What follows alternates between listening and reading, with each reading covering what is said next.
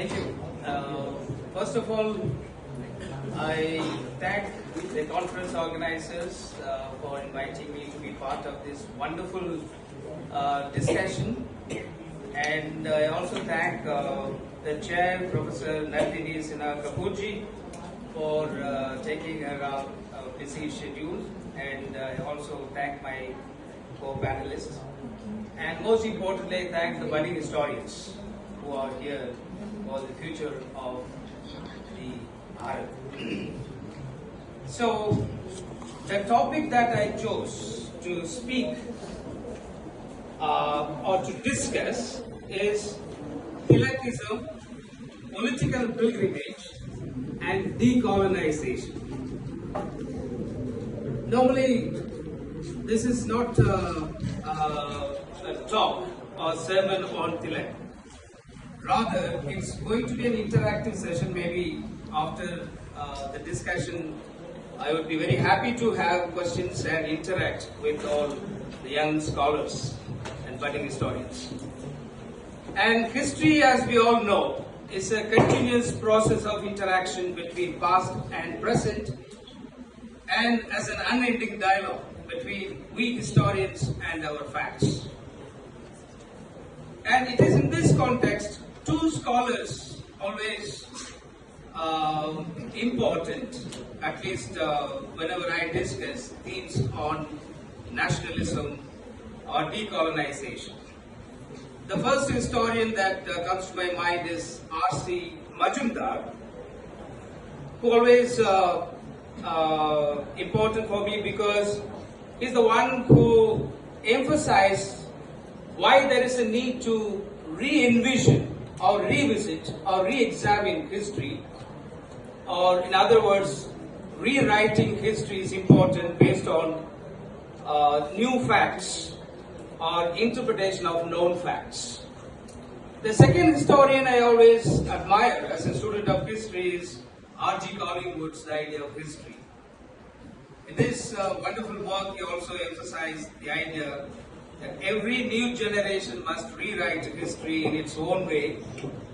Every new historian, not content with giving new answers to old questions, must revise questions themselves. So based on the observation of R.G. Collingwood, I have three quick questions and would like to respond to these questions. The first question, based on this theme, Tilakism, political pilgrimage and decolonization, is what is Tilakism and why it needs to be re-examined or rewritten? The second question that I would like to ask is, how did Tilak popularize the idea of geocultural nationalism through what he would call political pilgrimage? The third important question is, why do we need to understand the quintessential nature of Tilak's discovery of tradition within the broader rubric of decolonization? So let me ask the first question. Why and what is the need for re-examining what I would call Tilakism? It's not like Marxism or nationalism is like any other ism. This Tilakism is actually a word very often used in the proscribed literature. Proscribed literature, most importantly, Vande Mataram. Vande Mataram is actually English newspaper, which I'm sure young minds can visit the Murthy library to look for exactly what this Tilakism is all about, why there is a need to rewrite the history of Tilak, particularly in the context of geocultural nationalism, with specific reference to political pilgrimage. A very interesting editorial titled The Man of the Past and the Man of the Future. This editorial appeared in the newspaper called Vande Mataram on 26th December 1906. So in this particular editorial, we find, I quote, "The man of the past was Dadabhai Naoroji, and the man of the future was Tilak. And Tilak comes with his face to the morning a giant of strength and courage, bearing the mighty burden of our future on his unbowed shoulders. From Tilak, people expected no great speech or sensational pronouncement. His presence was more powerful than the most significant declarations. It was not an orator that he stood prominent despite his clear, incisive utterances. It was not as a writer despite an immense influence, which as editor of the Kesari, Maratha, he exercised on the political ideal, but as a man who knew what had to be done and did it. He knew what had to be organized and organized it. He knew what had to be resisted and resisted it. He was preeminently the man who acted. His ideas eventually emboldened the political energies of nationalists, particularly in the Swadeshi nationalism. And the second important question, how did Tilak popularize the idea of geocultural nationalism? Through political pilgrimage. This political pilgrimage is also a term very often used in the newspapers, particularly Maratha and Vande Mataram. So, for example, Maratha published a very interesting news item on 8th July 1906. Again, it is available in Prime Minister's Museum and Library. Minds to go and explore for yourself. So, this particular news clearly tells us that the Shivaji Memorial Fund was opened in Pune in 1885. Because whenever we think of Shivaji, the first thing that comes to our mind, most of you, is he was always seen as the father of unrest in India. The second important quote that comes to us, our mind is, the Swaraj is my birthright and I shall have it. But what about this political pilgrimage that Shivaji was associated, and this was discovered by Tilak? I think that most of the time appears to be missing in the dominant historical discourse. So, Shivaji festival as Raigad, the capital of Shivaji, was celebrated in 1896, 1900 and 1906. And the celebration of the annual festivals originated in Deccan in the 1880s. And most importantly, I'm sure some of the students who are familiar with the historical background, it was in 1883 that James Douglas, in his book of Bombay, referred to the ruined condition of the monument of Shivaji for the first time, and observed that no one, not even the descendants of the Rajas and Sardars, whom Shivaji handed down broad domains, now cared to keep it in repair the tomb or the temple of the founder of Maratha Empire. This was the remark made by Douglas. And soon afterwards, P.B. Joshi of Bombay wrote a poem in the Marathi on the same subject. And at the same time, Govind Babaji Joshi of Basin paid a visit to Raigad. Upon personally examining the condition of the memorial, issued an appeal to raise funds to repair the same. So this is for the first time we see that Raigad came to be regarded as the place of political pilgrimage for the first time. And as a Maratha newspaper indicates, despite the fact that its inaccessibility of the fort and the bad conditions of the road towards the fort, Shivaji festivals were attended by all sections of the people, including Muslims. So therefore, that's no question that this was purely a religious festival restricted to a particular religious group in the narrowest sense of the term. as we often told through history books.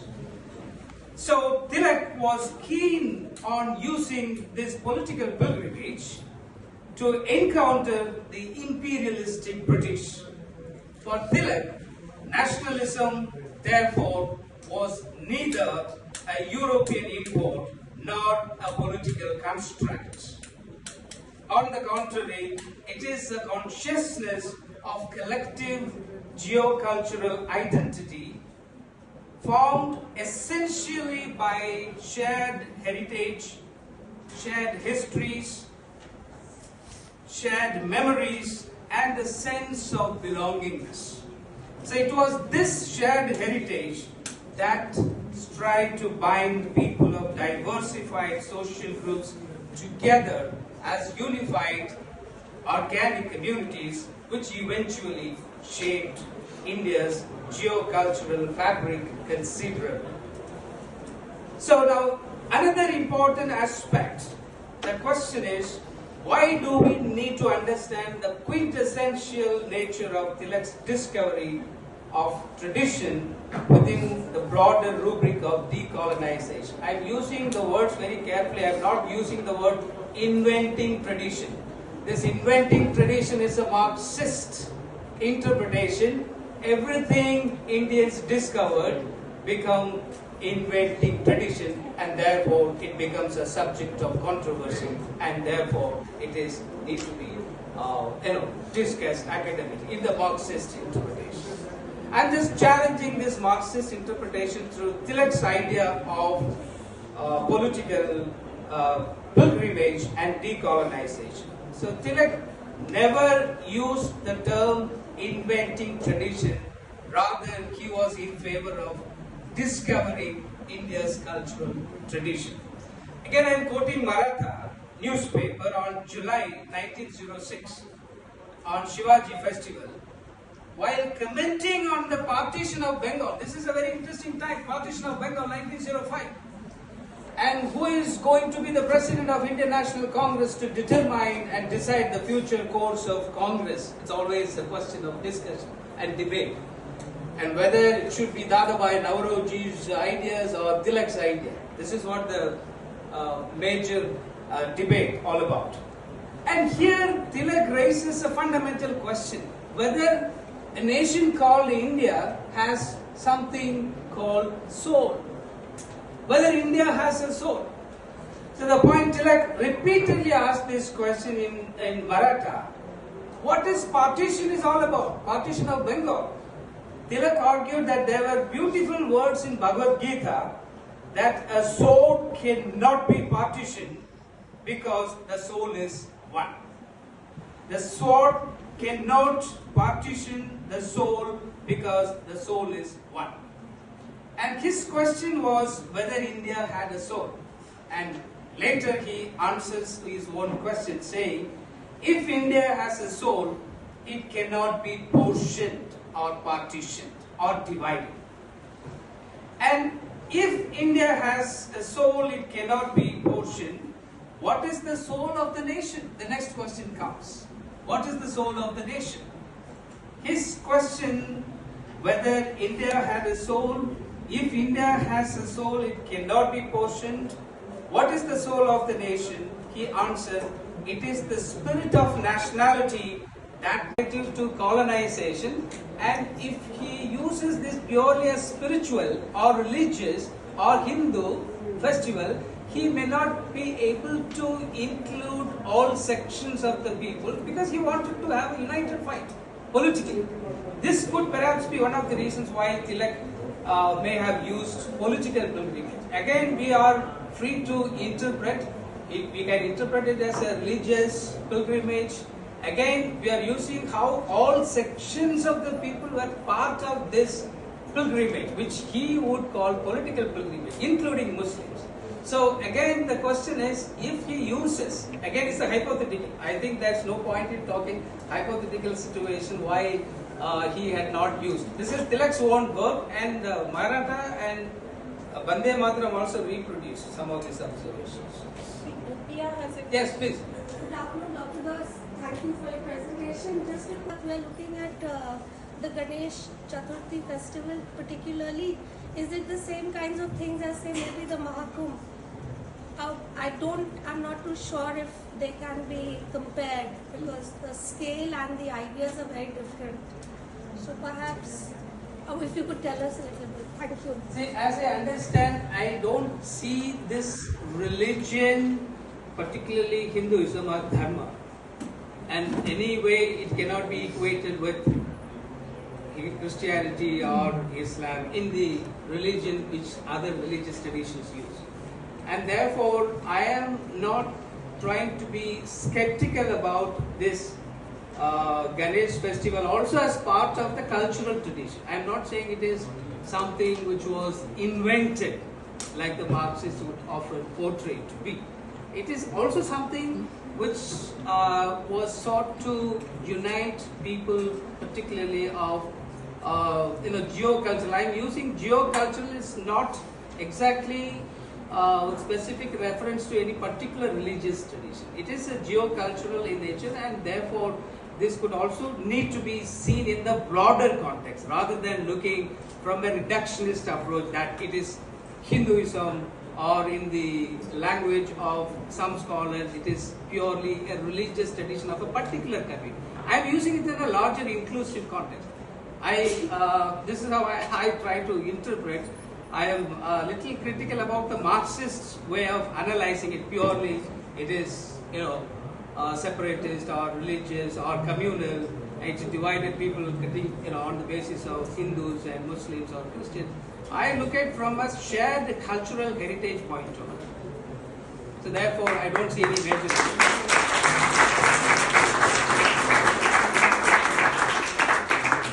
Thank you.